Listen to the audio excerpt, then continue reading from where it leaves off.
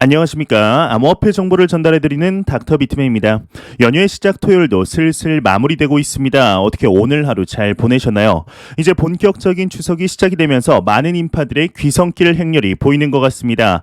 동네만 조금 돌아다녀도 눈에 띄게 통행량이 많아진 게 보이는 것 같은데 이제 연휴가 시작하자마자 개인적으로 에어컨을 너무 세게 틀어놓고 잔 것일까요? 코감기가 걸려버려서 고생 좀 하고 있습니다. 이제 민족 대명절이라고 불리는 추석인 만큼 암호화폐 시장도 이에 따라 소폭 회복하고 있는 모습을 보이고 있는데요. 오늘 남은 시간도 행복하게 보내시길 바라면서 토요일의 마무리는 과연 어떠한 소식들이 반겨주게 될지 한번 보도록 하겠습니다. 현재 암호화폐 시장이 소폭 회복하면서 나쁘지 않은 장 상황이 지속이 되고 있습니다. 이러한 상황 속에 거래소에 대한 이야기들이 계속해서 나오고 있는 것 같은데요. 최근 글로벌 1위의 암호화폐 거래소이죠. 바이낸스에 대한 규제 목소리가 많이 나오고 있던 것이 사실이었습니다. 이에 오늘 추가적인 소식이 나왔는데 이번에는 바이낸스 내에서 혹시 내부 거래가 있었는지에 대한 가능성을 조사하고 있다고 합니다. 과연 어떠한 내용인지 같이 한번 보도록 하겠습니다.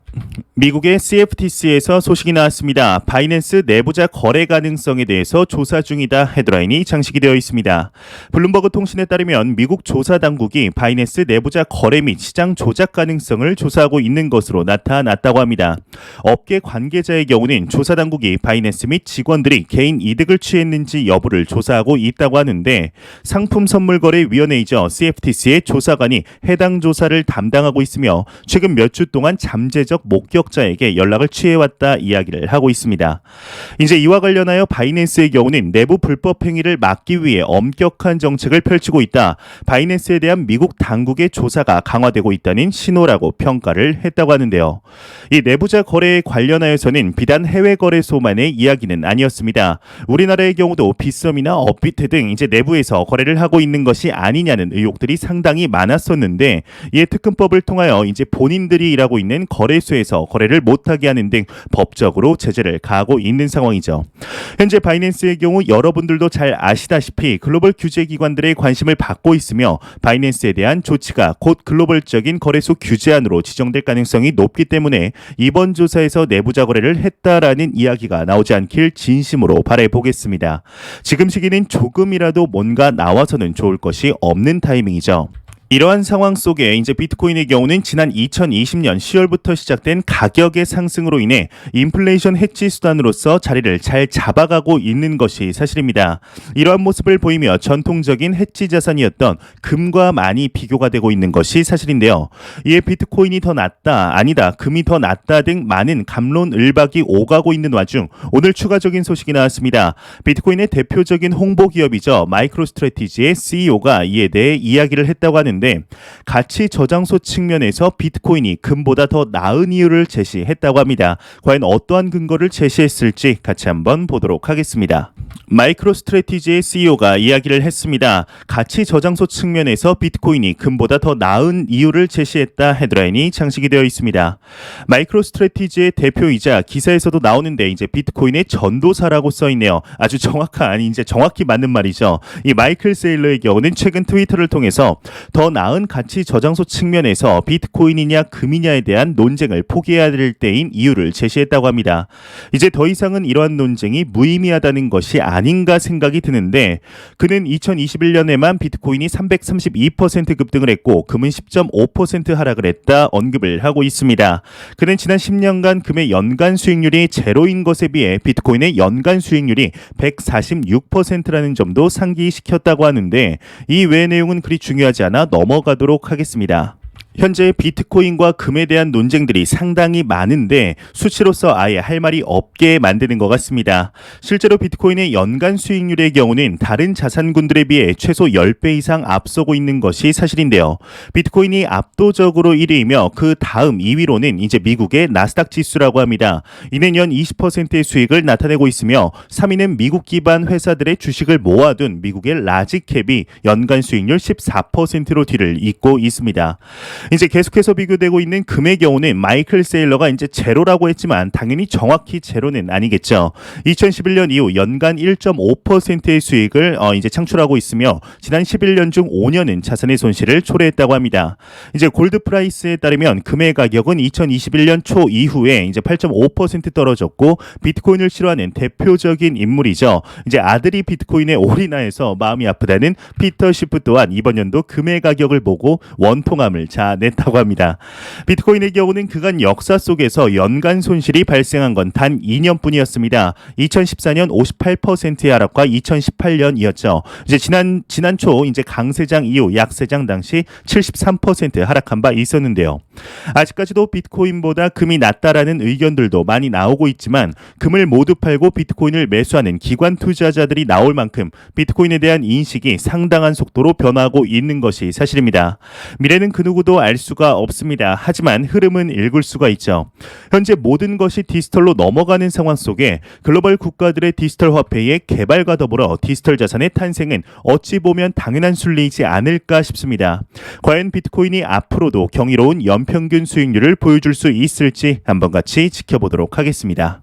이러한 상황 속 지난 2019년 수많은 암호화폐 투자자들에게 기대를 모았던 한 거래소가 있습니다.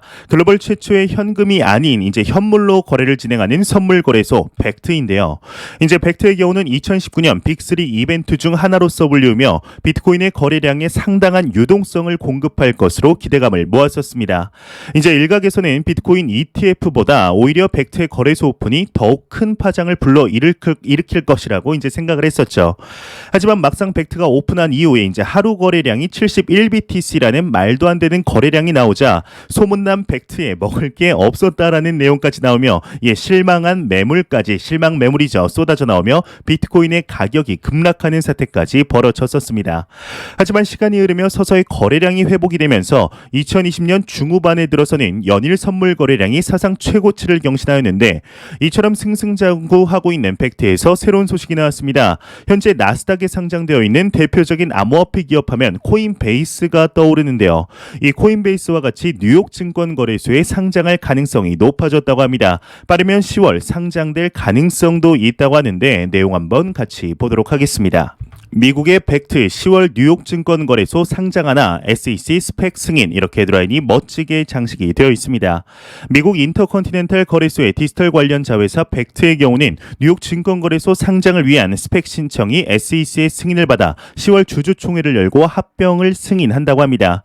이에 이제 벡트의 CEO의 경우는 이번 이정표까지 도달하게 되어 매우 기쁘다. VIH와 함께 이제 사업을 해내길 기대한다라고 이야기를 했다고 하는데요.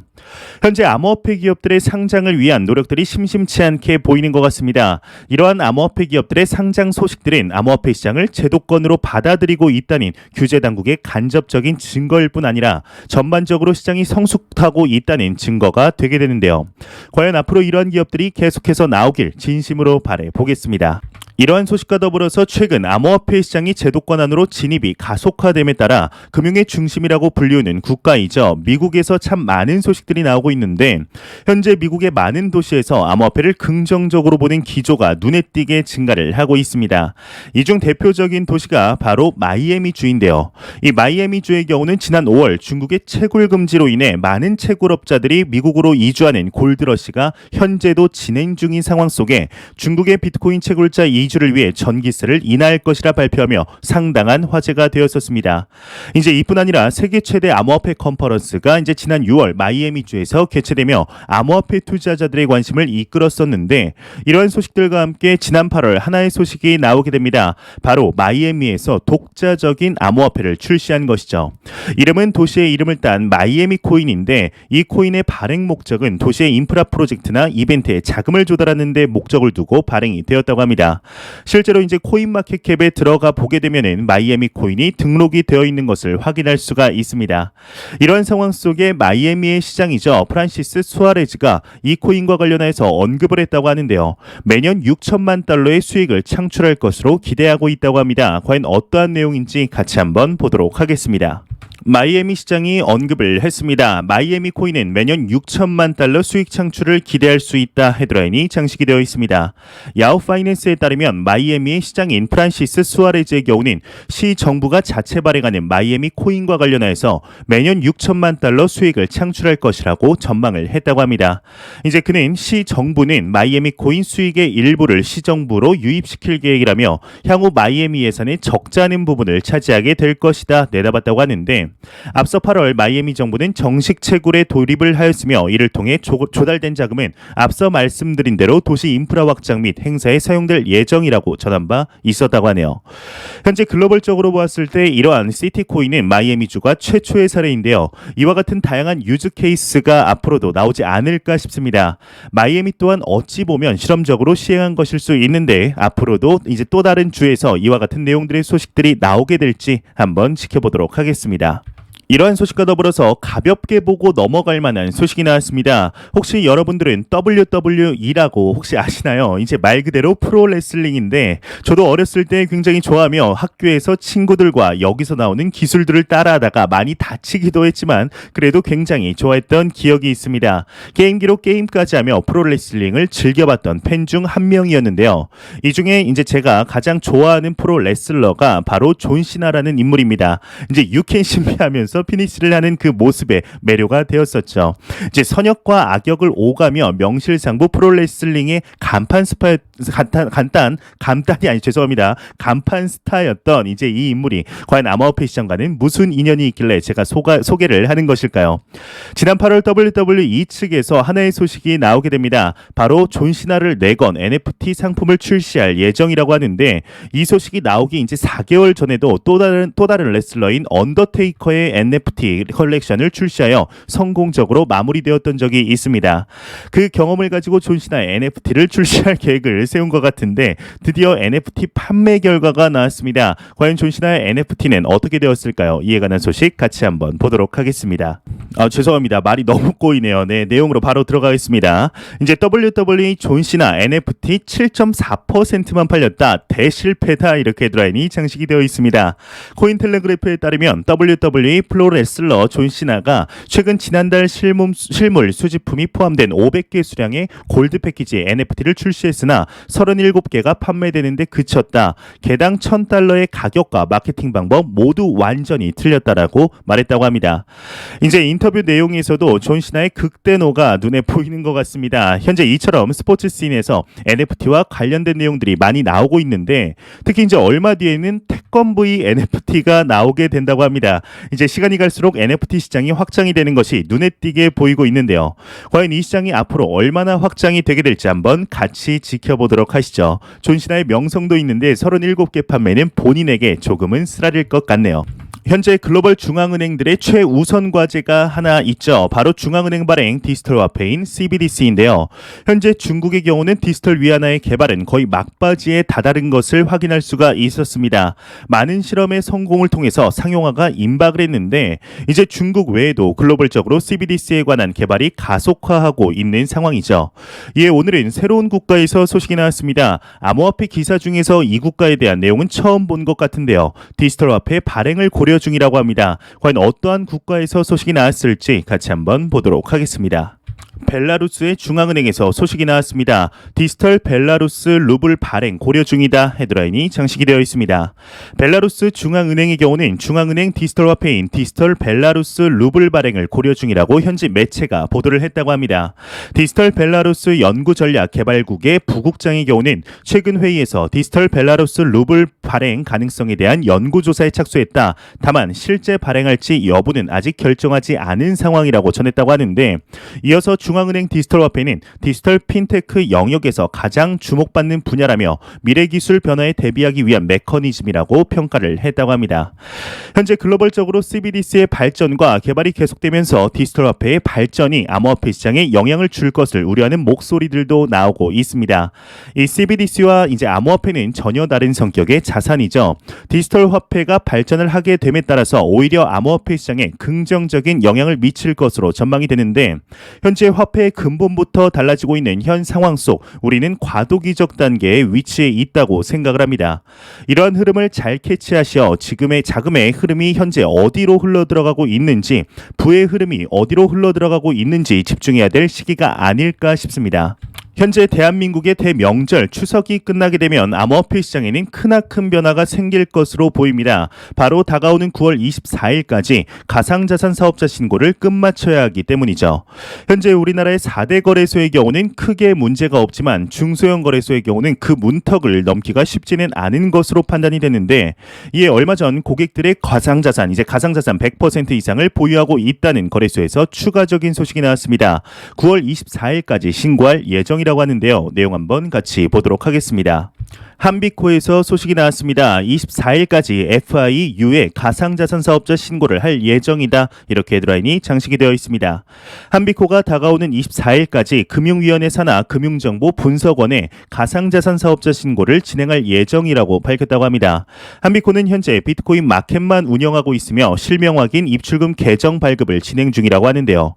한비코의 경우는 고객 가상자산 100% 이상을 회사가 보유하고 있으며 앞으로도 자금 세탁 방지 및 감독기관 가이드라인 준수 등 의무를 다할 것이다. 이렇게 밝혔다고 합니다. 현재 거래소에 대한 우려들이 속속들이 나오면서 해외 거래소를 사용하거나 중소형 거래소를 사용하는 분들의 우려의 목소리가 나오고 있습니다. 하지만 명확하게 알아야 하는 것이 있습니다. 지난 8월 하나의 소식이 나오게 되는데 9월 24일 이후에 거래소들이 줄 폐쇄되는 것이 아니냐라는 우려에 원화 거래만 안 하면 영업 중지는 하지 않겠다며 요건을 완화한 것이죠. 이것을 기준으로 보았을 때 현재 상당수의 암호화폐 거래소들이 ISMS를 이제 신청한 상황이며, 원래 자체가 해외 거래소 중에서 원화로 이제 직접 거래를 한 곳은 거의 없었습니다. 보통 비트코인을 업비트나 빗썸을 통해 매수 후에 해외 거래소로 보내는 방식을 사용하였었죠. 주변에서도 이에 관해서 연락이 종종 오곤 합니다. 이거 상황이 지금 어떻게 되는 거냐, 지금 팔았다가 가격 떨어질 것 같은데 가격 떨어지면 매수해야 되는 것 아니냐 등등의 연락들이 종종 오곤 했었습니다. 이렇게 물어보는 주변 지인들에게 이제 공통적으로 제가 하는 말이 있습니다.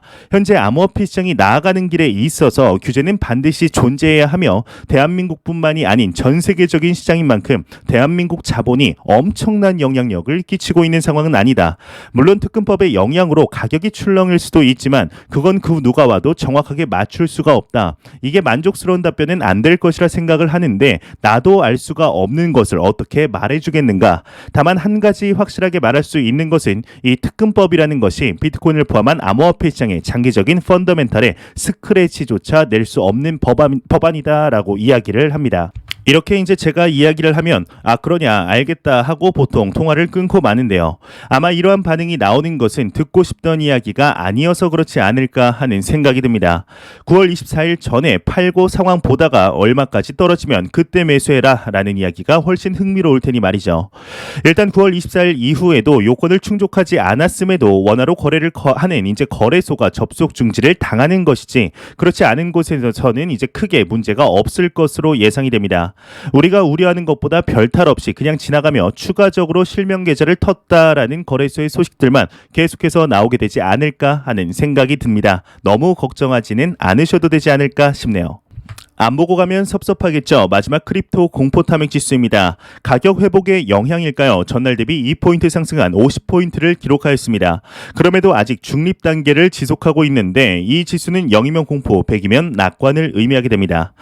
이제 마음까지도 풍성해지는 즐거운 한가위가 시작이 되었습니다. 오랜만에 만나는 가족들과 왁자지껄한 집안의 소리를 생각하면 벌써부터 설레는 것 같은데, 지금 개인적으로 추석 특집식으로 해서 이제 정보 전달도 좋지만 암호화폐 시장의 다른 주제들로도 조금 재밌을 만한 내용들을 수집 중에 있습니다. 추석이 끝나기 전에 흥미로운 내용들을 가지고 찾아뵙도록 하겠습니다.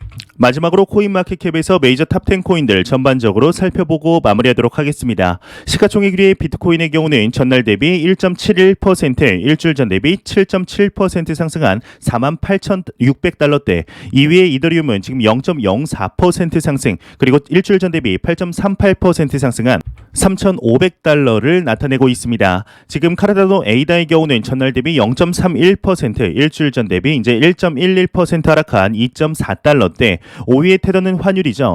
1182원으로 전날 대비 한 5원 정도 상승을 한 것 같습니다. 시가총액 6위의 리플 XRP의 경우는 전날과 크게 다르지 않고 지금 일주일 전 대비 1% 정도 상승한 1285원을 나타내고 있으며 비트코인의 도미넌스는 43.7%, 이더리움의 도미넌스는 19.8%로 암호화폐 시장이 매우 강력한 비트코인과 이더리움의 시가총액 점유율을 볼 수가 있겠습니다. 제가 준비한 소식은 여기까지입니다. 영상이 도움이 되셨다면 구독과 좋아요 그리고 광고 한 편만 처음부터 끝까지 시청해 주시기 바랍니다. 이 채널은 오직 광고 수익으로 운영이 되게 됩니다. 즐거운 추석 보내시길 바라면서 저는 더욱 도움이 되는 영상으로 내일 찾아뵙도록 하겠습니다. 지금까지 닥터 비트맨이었습니다. 감사합니다.